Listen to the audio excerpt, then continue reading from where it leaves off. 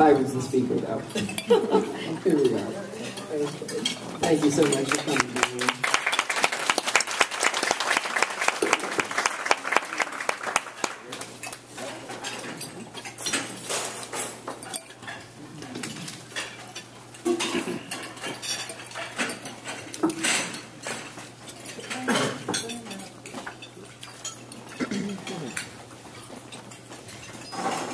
Good afternoon.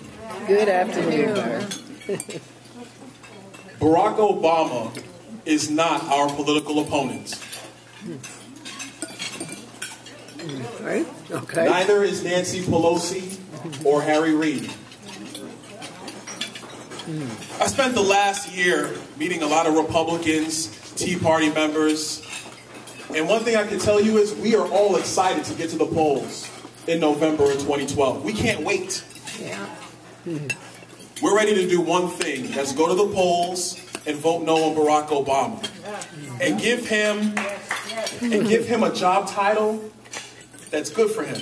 Former President of the United States.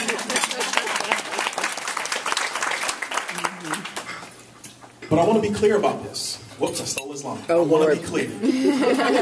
He's not our political opponent.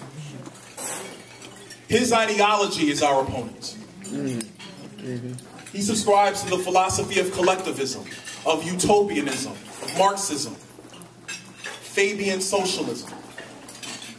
That's the battle that we have against us right now, that we as Republicans and conservatives have to come to grips with. If we think simply removing him from office in 2012 is going to fix America, we are fooling ourselves. The progressive left, they've been at this now for 100 years in this country. Do you simply think they're going to stop because he's no longer president?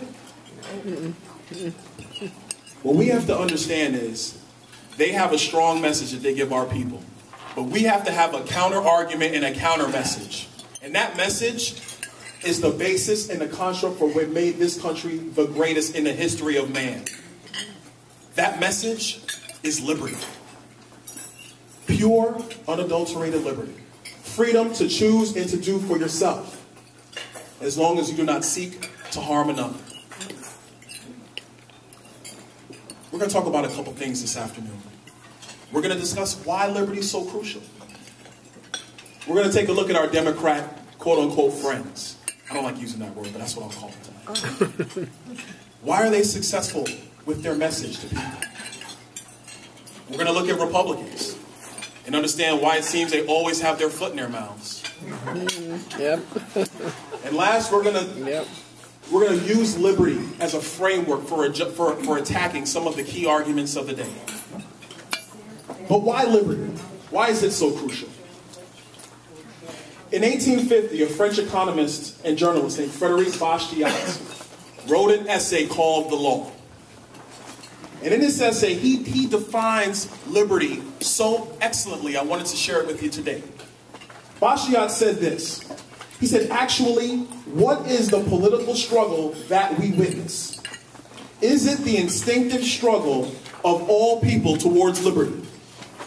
And what is this liberty, whose very name makes the heart beat faster and shakes the world? Is it not the union of all liberties? Liberty of conscience, of education, of association, of the press, of travel, of labor, of trade? In short, is not liberty the freedom of every person to make full use of his faculties so long as he does not seek to harm another? I want to stop right there. Good. This is the message for Republicans. Everybody in this room, the waiters who are here today, the people driving in their cars down Wiggins Pass, they want one thing above all else: to be free to choose and to do for themselves. If we bring that message to the table in all of our candidates, in all of our policy positions, we'll win in 2012, we'll win in 2014, we'll win in 2016. We won't be able to be beat. Because liberty has done more for man than any other political theme in history. But let me go further. Basquiat further said, is not liberty the destruction of all despotisms, including legal despotism? Finally, is not liberty the restricting of the law only to its rational sphere of organizing the right of the individual to lawful self-defense and also punishing criminals? I want to talk about one phrase in the second half of that quote. Legal despotism. Isn't that what we face today? 2,000-page bills, Obamacare, Dodd-Frank, cap and trade. We're in the midst of a political party and a political movement who seeks to subvert your will, your liberty, for the empowerment of the state. The basis of our arguments must be crystal clear and simple. We are the party that stands for the liberty and the sovereignty of the individual. We're the sovereign. Government is the subject. That's the basis upon which Republicans must frame their debates if we're to be successful. But let's look at something else that Basquiat said. He said, depart from this point. Make the law religious. Make it fraternal. Make it equalizing, industrial, artistic. And you will be lost in vagueness and uncertainty. You will be upon unknown ground, in a forced utopia, or what is worse, in the multitude of contending utopias. Each striving to gain possession of the law and to impose it upon you. For fraternity and philanthropy have no fixed limits. We're in a world of contending utopias. On one hand, we have crony capitalism. On the other hand, we have class warfare, the equalizing of incomes. We have a business owner or a person of means giving money to a political party. It could be a public sector union. Giving money to a political party to gain special favors.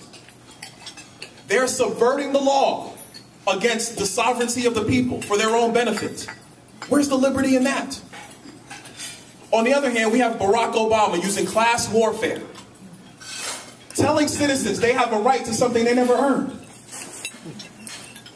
In the midst of all this, we the people, we citizens, we're caught in this vagueness and uncertainty, being pushed to and fro. It's being said now, businesses won't hire. Why? Uncertainty. Basquiat wrote this in 1850 France. I say that to say this.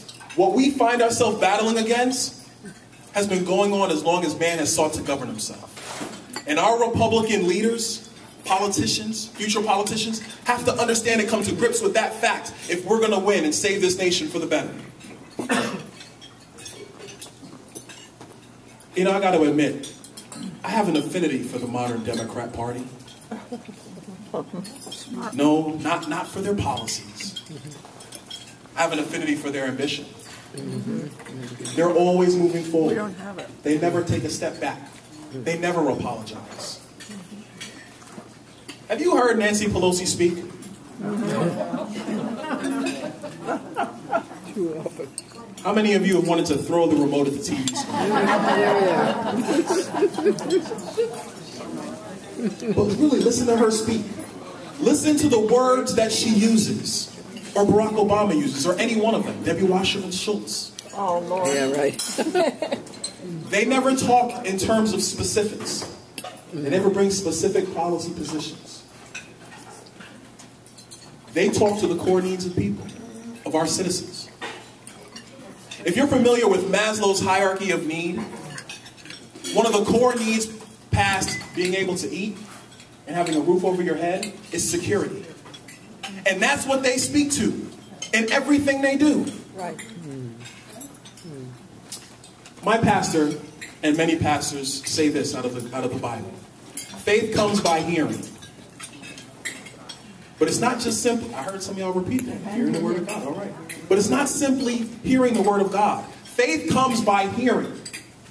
And our citizens have been hearing security, equality, and fairness for 100 years in our nation. Republicans better understand that. and better be ready to counteract that with a message that also attacks the core need, that message of liberty, of freedom. I've been watching the Republican debates. I know a lot of you have as well. And I gotta be honest, our people they know their stuff. They're good. They're sound. One of my favorites is Newt. Have you ever noticed that Newt is like a brain when it comes to public policy? It's amazing. Newt, she's clapping her hands. She likes Newt. Newt knows everything about every public policy point. He can quote you 3 books on what the issue is. He's written white papers about it or founded some foundation to support it. But sometimes when Newt speaks, and listen, I like hearing him too. I'm a political nerd. I'm a political junkie. And he speaks to me sometimes. But he gets so technical. How can a mother of 2 in New York City understand what he's talking about? She doesn't want to hear the intricacies of how reforming co-insurance rates, lowering deductibles, having new pools of health insurance in the state of Florida versus the state of Texas versus the state of New York will equalize pay. She doesn't want to hear all that. She's busy putting food on the table, trying to make sure she checks her kids' homework. What she wants to hear is, you're going to make it fair, so I have the freedom, the liberty to choose and to do for myself. That's what so many of our citizens want. They don't understand policy specifics. When I was in college, I knew a lot of political science majors. And they would always, and I would giggle, like, political science, what are you going to do? You're going to run for office out of college? You're nuts. But I realized politics is a science, and it's very intricate, and it must be studied. Too many of our citizens don't do that. And so our job as Republicans is to meet them where they are, to speak to their core need of wanting to be able to be free, of wanting that liberty to choose for themselves. When we find leaders who can do that, we'll win. I like The Cosby Show. There was one episode in particular.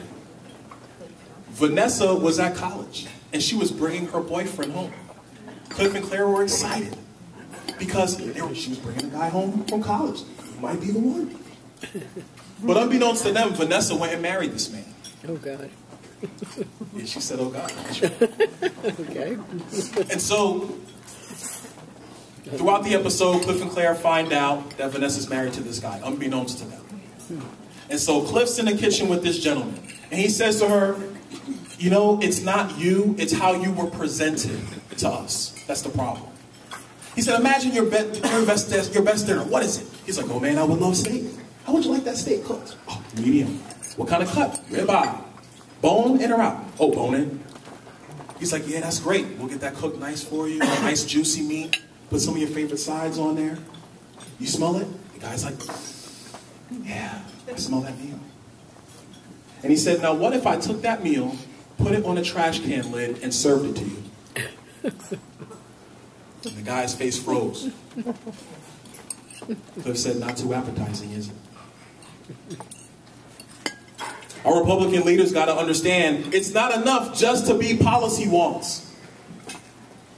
We can't just give people nice dinners on trash can lids. They're not going to eat it. The presentation is crucial, as well as the specifics. One cannot be the enemy of the other. We got to have leaders who understand that, and will be free to communicate that. We'll not be embarrassed. We'll always be moving forward. We'll always be pressing forward. Because liberty is crucial to everything we do here. I'm going to tackle a couple things about liberty, why it's truly important. The main argument in our political battle today is the living and breathing Constitution. That's the main argument. If you subscribe to the notion that the Constitution is living and breathing, then you are okay with the limiting of people and not of government. Think of it this way. The Constitution is our foundational law. Does everybody agree with that? All right, we all agree. Can the foundation of your house, or even this building, be living and breathing? Can the foundation of this clubhouse adjust its nature or its very chemistry, depending on whether it is hot or cold, or rainy or windy? if that were the case, we would condemn such a structure. Because it would limit our ability to do what we wish. Hold meetings, play cards, listen to speeches, take a nap, or do whatever your heart desires. How then is it possible for us to seek our own desires if our foundational law can have its own chemistry changed at the whim of a politician or group of politicians? That instability would limit our ability to plan for our lives. That instability erodes the liberty of man. That instability is what countless people lived under throughout world history. So that it is no wonder that the greatest advancement of any civilization happened here, where the rule of law was stable to allow for the liberty of man. When was the last time you heard a Republican talk like that?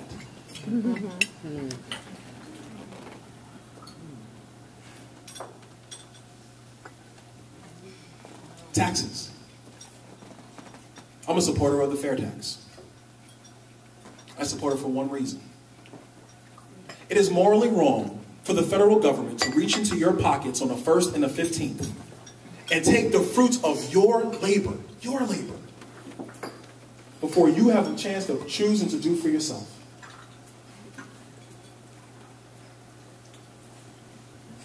How is that mother, that father, how can they truly take everything that they work for, their blood, their sweat, and their tears, put that child in private school if the public schools are failing them?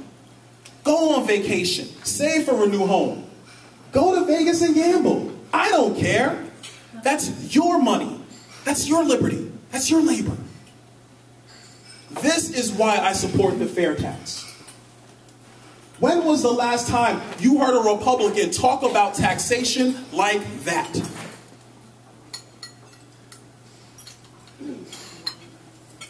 Ladies, our cause is liberty.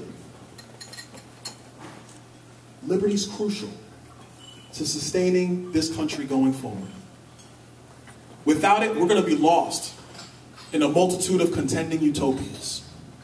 Basquiat talked about it in 1850. It was alive and well through the Dark Ages, and it's here today. The Bible says there's nothing new under the sun. Our Republican leaders, elected officials, potential elected officials, they better come to grips with that. They better understand it and know it. And everything they say and do has to be based upon that premise to save this nation. A year ago, I took my sons to a birthday party at the North Collier Regional Park. They have a You Dig It playground. It's like a little archaeological dig site. My sons are in there. They're getting dirty. They're digging up fossils. And there was a bunch of other kids in that playground. And these kids are filthy. They're getting sand pebbles in their socks, in their hair, under their shirts. And I'm looking at my sons, and I had such promise in my eye. Hope for the future.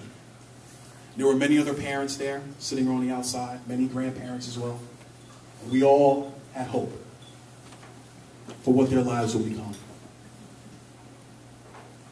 What are we doing to ensure that this society, the greatest society, will be there for them the way it was here for us? What are we doing to make sure that they can stand on our shoulders, like I stand on the shoulders of my grandmother and my mother? As you go home today, I want you to think about who you support. For president, Congress, Senate, governor, well, not here, but other places. Does that person stand for liberty? Is that the core of what they're trying to do? Ladies, our time is short. We're 15 trillion in debt. We have 70 trillion in unfunded liabilities, of which we don't have a penny. Where's the liberty for the next generation?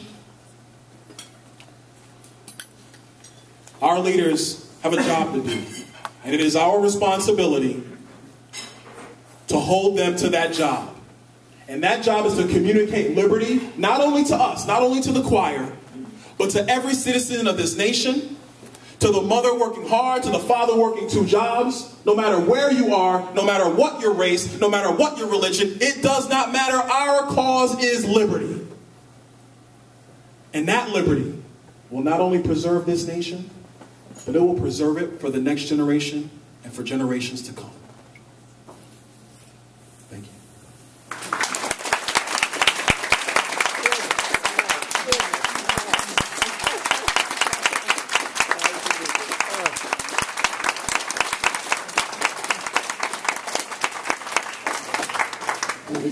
That's spectacular, Brian. Thank you.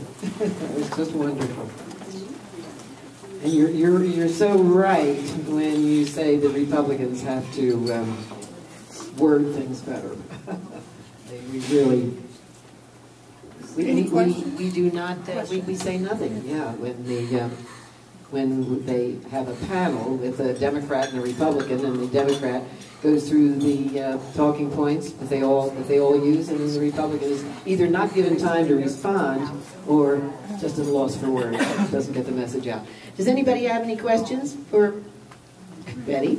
Yes, Byron, you're so brilliant and knowledgeable. Where were you educated? And number 2, are you running for office? Why not?